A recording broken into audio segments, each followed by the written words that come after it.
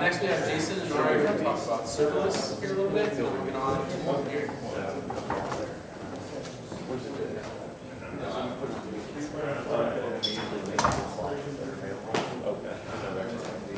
Hi, I'm Ari. I'm Sardius.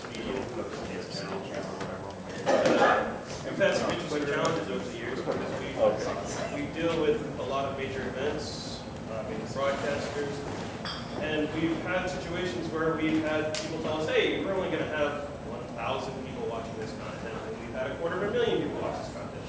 So we've had to build stuff that could scale, and pretty much servers have been a lot of the bottlenecks because we can't say, okay, we've got 5 servers and we're going to dedicate these for each clients. We've had to find ways that we can scale the way our clients want to scale. Last year we did over 9,500 live streaming hours across our clients. We had over 12 million viewing hours, and we streamed over 10 petabytes of traffic. A little bit. And this is Jason here. He's going to tell you all about it. All that stuff. So one of the issues that we ran into was we have a player. So I'll just boil this down to just one of our specific problems. So we have a video player that people watch these streams from.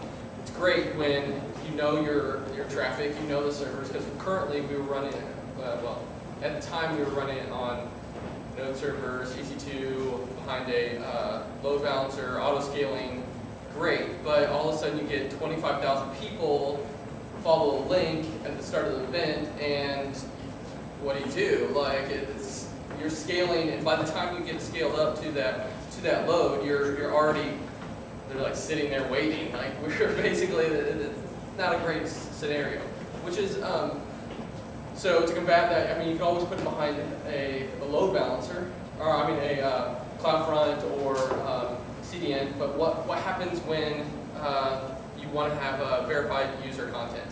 So you actually have to verify that user really can watch the stream or really can, so you have to check all those different pieces.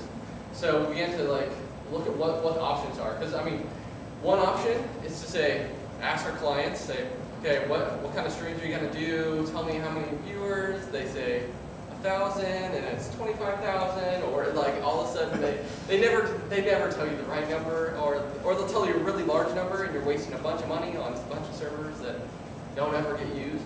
That's the other interesting part about our viewership is they'll have major events. So we work in the House of Worship market. So they have like a Sunday service, but the rest of the week they'll have nothing. Like, so it'll be this high peaks and valleys. So we kind of were wasting money on servers running. And so along came serverless and Lambda options.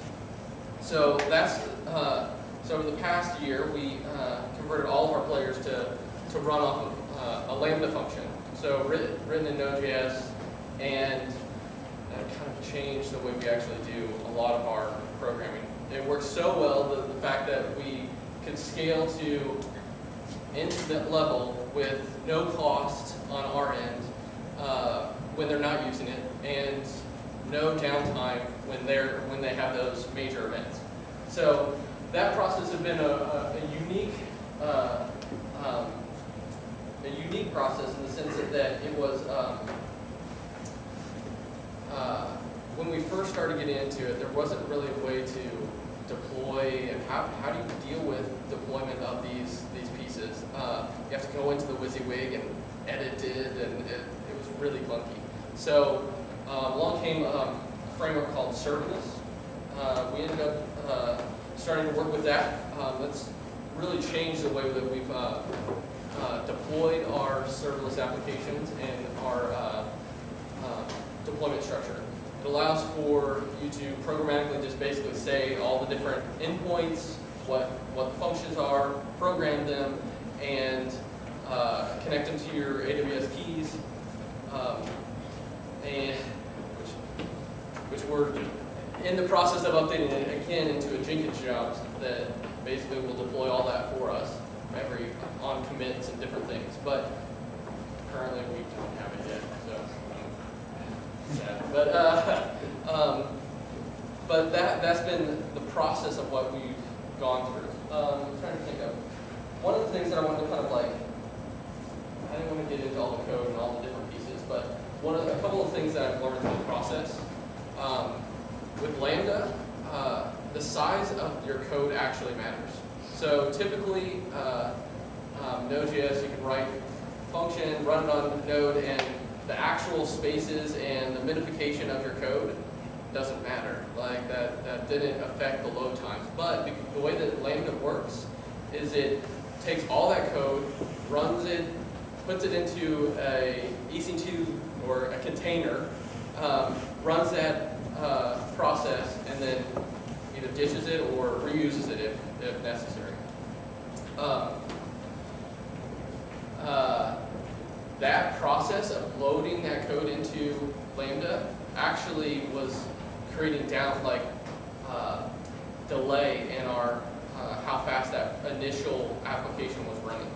So minifying the code and then putting it into Lambda actually increased our speed by a good amount.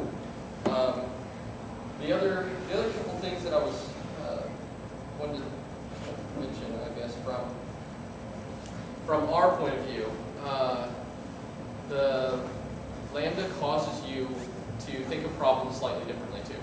So you have to, if you have a large job or a large process, it doesn't really work with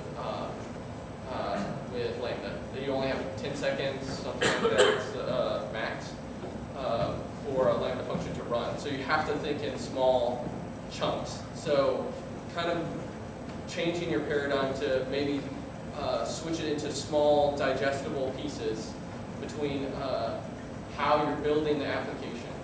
So simple things like we have pulled out different, one application was doing two possible functions, and we just said, well, let's just pull it apart and make it into even smaller micro functionality. So microservices are really key within Lambda.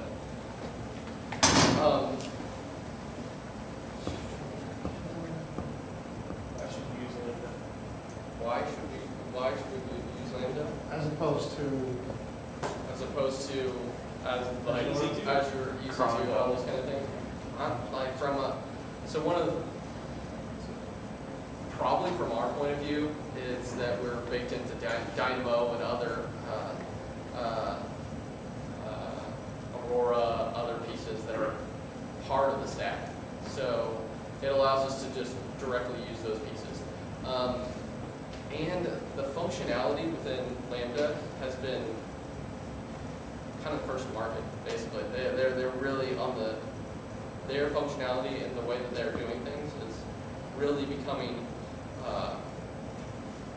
a part of everything that Amazon is doing. I mean, even the announcements this past week with Lambda going into devices, into the IoT. So writing a function, the ability, which I've been talking about this week with Aaron, we were talking about the ability to write a Lambda function and push it to the CDN on the edge node. That has tons of possibilities for delivering images, delivering routing, different use cases for us. So there's value add from using Lambda versus Cloud. There's other ones. The other one that the real reason that we chose to go with Lambda or function or a serverless model has been cost. Like, because we run applications that are like high traffic and then next to nothing, we pay nothing when it's not run. So it changed our model of having to run a server to all the time when nobody was using it. I mean, yes, you can scale them down, but you have to know when they're going to use it, and they didn't ever tell us when they're going to use it. In our particular vertical, Lambda works really well because it was an amazing return on investment. Or we would spend thousands of dollars. Amazing return on investment. Oh. We went from spending thousands of dollars a month to spending hundreds of dollars a month. And that's significant. And having the same amount of audience and engagement without any performance on it. What was the development experience with Lambda compared to, say, using Docker or something like that? Yeah, so from a development point of view, like we mainly work in Node for most of our functions, most of our applications. It was pretty seamless for our point of view. So our previous application was written in Node.js and Express. They do have a converter that kind of converts your Express app into Lambda, but don't ever use it. Bad idea. Like, rewrite it, change your code. It's not worth it. Like, you'll basically waste a bunch of money and a bunch of things. So it's kind of like this hack to get people to move over, but don't do it. Just take the time to rewrite it. What about if you have stateful applications? So it depends on where to. So yeah, I mean, really we would put that into Dynamo. So depends on what your application is a little bit more. Like telecom applications. Yeah, so placing that state into Dynamo. So yeah, in Dynamo being scalable. Dynamo is probably our weakest link of like scaling because we still have to have some sort of known like level of how much resources or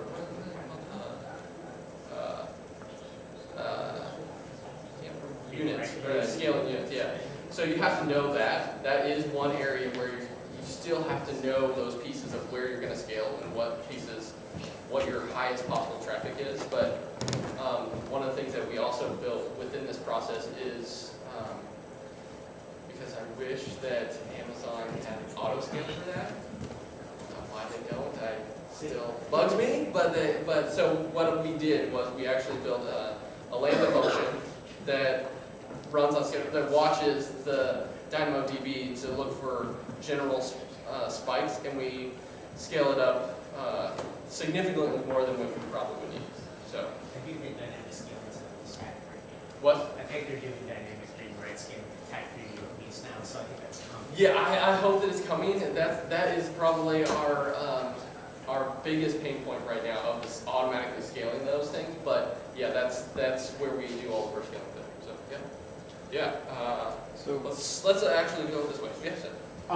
Have you had the opportunity to use the plugin for like serverless local, where you do like you don't have to pull deploy and you? Yeah. So serverless offline. So offline is the plugin for that. So we use that, but one of the things about serverless offline is you're not going to get a true what it's going to be on AWS Lambda, because you're not running your full like same version, same container, all those kind of things. So a lot of times we'll do quick tests and run quick development within the offline. And does that help the development experience of? Yeah. I mean, it really does. One of the other things that we have implemented is everybody has their own. So when serverless gets deployed, and when I say serverless, it's a serverless framework. You can actually deploy serverless framework individually. So my account, my deployment is actually just for me. So I can actually have a fully sandboxed environment with all my code that I run for my own unique URL, and another developer that I have actually has their own sandbox that they run all their functions in. So it allows us to actually develop multiple different sandboxes too. So we both use the local and different staging environments, as they call it. There's also a couple. We use a few plugins. They probably a couple months ago they just released 1.0, and now they're up to 1.3. That they're in this pretty fast ramp up of serverless framework. And they didn't have the local development, the offline plugin working right, but they just now started releasing it, and it's much better now. So, yeah. Yes, you had a question? Well, I was going to ask about local debugging, which I think is what you're talking about. Although with things like DynamoDB, like local debugging is also a problem. Yeah, so there's actually a local, you can run a local version of DynamoDB on your computer that you can kind of utilize as a local debugging and those pieces. So there's actually a local version that you can run DynamoDB. The other thing I was going to ask is, like, I played with Lambda a little bit. We had a data science team that had process that needed to run, I mean, it would run for several hours. And so Lambda, like, my recollection is that it stops actively monitoring after 1 minute, and then it will kill your process cold after 5 minutes. Yeah. So really, it's the only option that you have when you start getting into long form applications with Lambda is passing the information. So like running it for a while and then passing it to the next one and then passing it to the next. Like, so a Lambda is calling Lambdas. Yeah. So, which you can do that, but again, it may not be the best resource for long form like applications or running processes or a little bit more. I mean, one approach is to use Lambda just to kick off some other AWS component. Yeah. I did want to ask though, because I haven't used serverless much. Okay. Yeah. But like you mentioned, like using serverless to kind of modularize. Yeah. But like, does it help? Like, does serverless allow you to deploy multiple Lambda?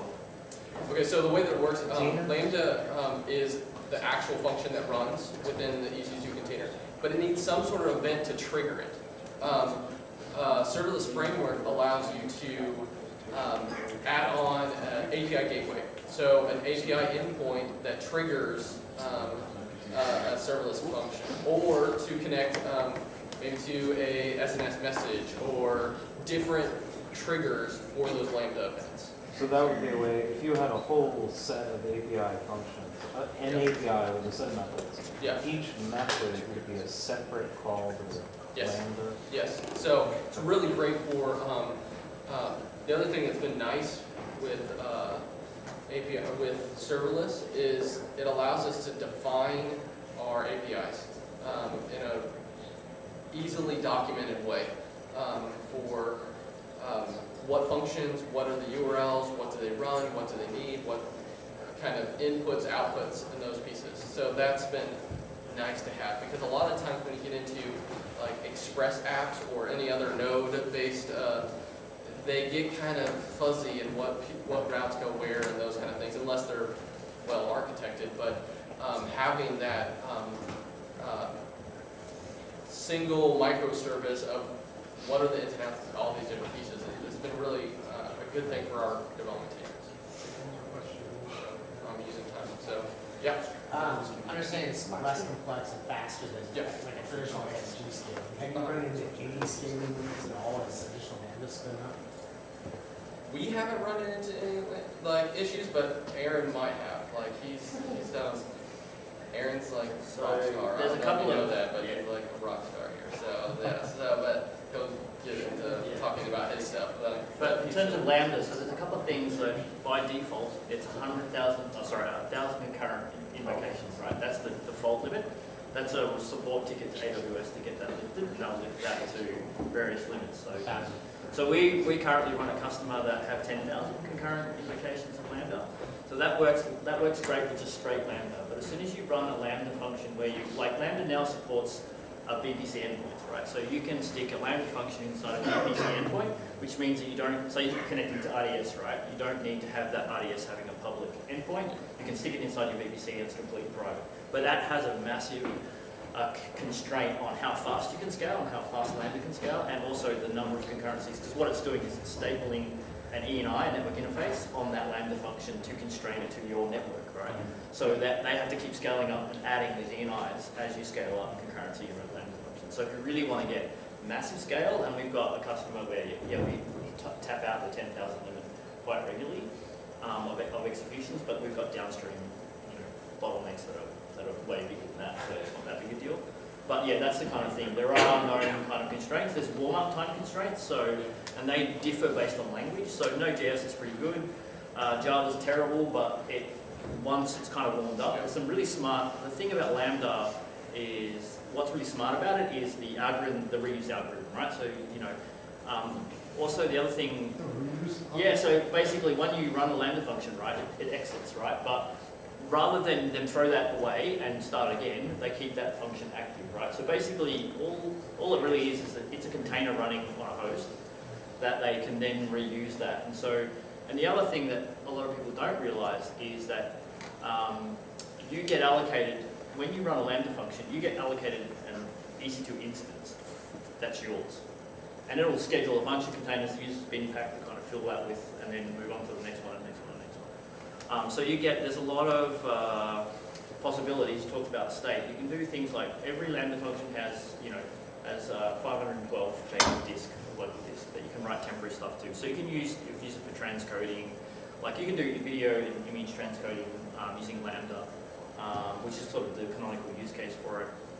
But it can be used for other things as well. So you talked about sort of large-scale data.